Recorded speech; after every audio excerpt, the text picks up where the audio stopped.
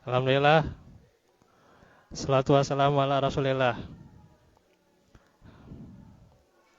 Alhamdulillah, ikhwatu fillah, di majelis hari ini kita bertemu sedikit.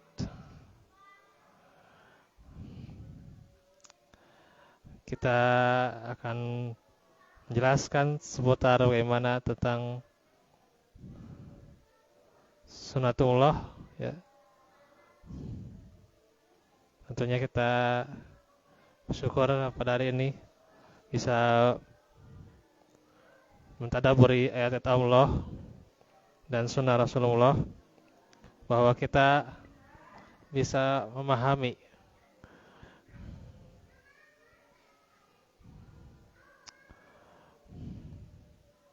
dan mengetahui secara yakin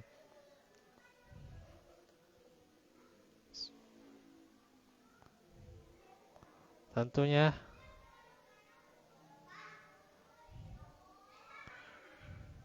bahwa segala yang terjadi itu adalah sebagai sunatullah, ya. Dan diantaranya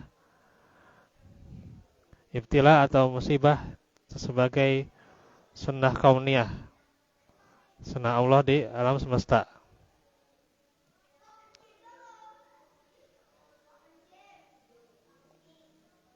Di dalam surah Al-Imran dikatakan latubulawunna fi amwalikum wa anfusikum wa tasma'unna minal ladina utul kitaba min qablikum wa minal ladina asyraku adan katsira.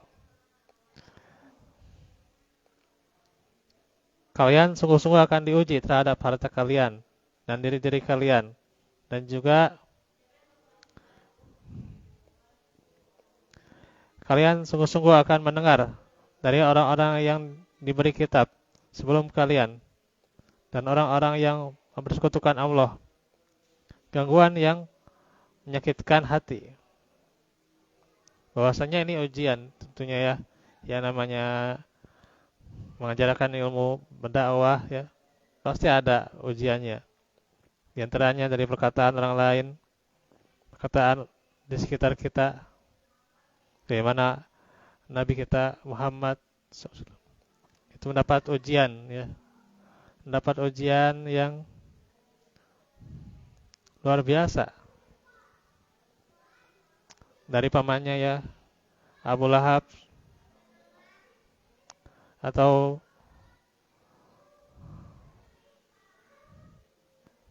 tentunya dari kaumnya yang mengancam, ya, mengancam akan membunuh, ya. Namun Nabi kita selalu dikuatkan akan ujian. Kemudian juga dikatakan wa nabluwannakum bisai'im minal khaufi wal ju'i wa naqsim minal amwal anfusi was samarat.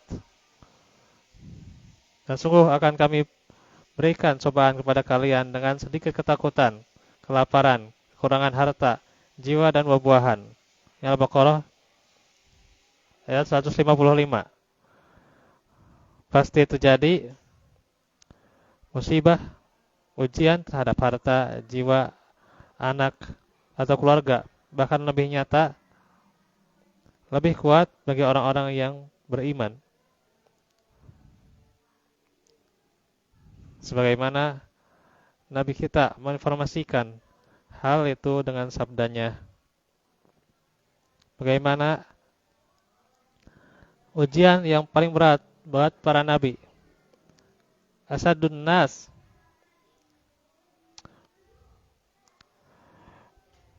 balaan al-anbiya, bahwasanya manusia yang paling berat ujiannya adalah para nabi.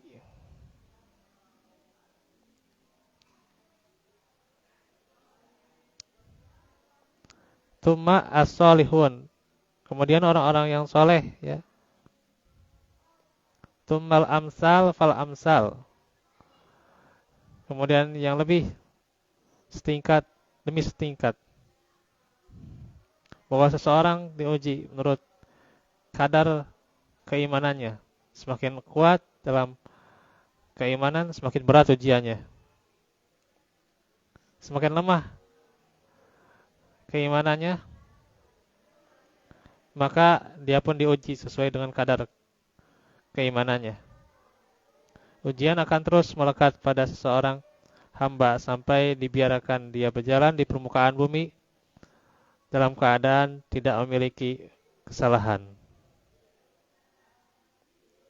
Karenanya dikatakan dalam surah Al-Ankabut, ahasiban nasu ayyutraku ayyakulu amanna wa hum la yuftanun.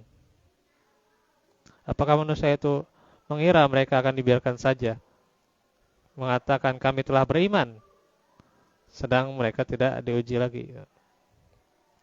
Nah, Ibnu Katsir berkata, ini di dalam ayat ini ada istifham ingkari, ya. Bentuk pertanyaan yang memiliki pengingkaran. Artinya Allah pasti menguji hamba-hambanya yang beriman sesuai dengan kadar imannya yang ada pada diri mereka, ya. Karenanya bukan hanya iman itu yang terucap, tetapi dia adalah hakikat yang memiliki konsekuensi, ya. Amanah yang mengandung tanggung jawab. Jihad iman itu, ya tuh. Iman itu jihad, ya. Bukan sekedar ngomong doang, ya. Omdo, ya. Yang tentu membutuhkan kesabaran dan kemampuan yang senantiasa pasti membutuhkan beban. Tidak cukup mengatakan kami beriman lalu dibiarkan begitu saja dengan pengakuannya itu sampai mereka menghadapi ujian di mana mereka kokoh menghadapinya, lalu nantinya di dalam keadaan yang bersih jiwa-jiwa mereka dan kalbu-kalbu mereka sebagaimana api memurnikan emas agar terpisahlah emas tersebut dengan unsur-unsur yang kotor yang menempel di atasnya. Inilah makna asal bagaimana kalimat ujian bisa kita renungkan dan bagaimana hasilnya. Demikian pula ujian terhadap kalbu, ya. Maka ujian terhadap iman menjadi suatu pokok dan yang pasti dan sunatullah yang bagaimana keadilan Allah untuk hamba-hambanya, dan semoga kita dikuatkan keimanan kita itu di dalam jalan yang diridhai Allah Subhanahu wa taala. Wallahu fikum wa afu minkum. Aku qouli hada wa astaghfirullah li wa lakum. Assalamualaikum warahmatullahi wabarakatuh.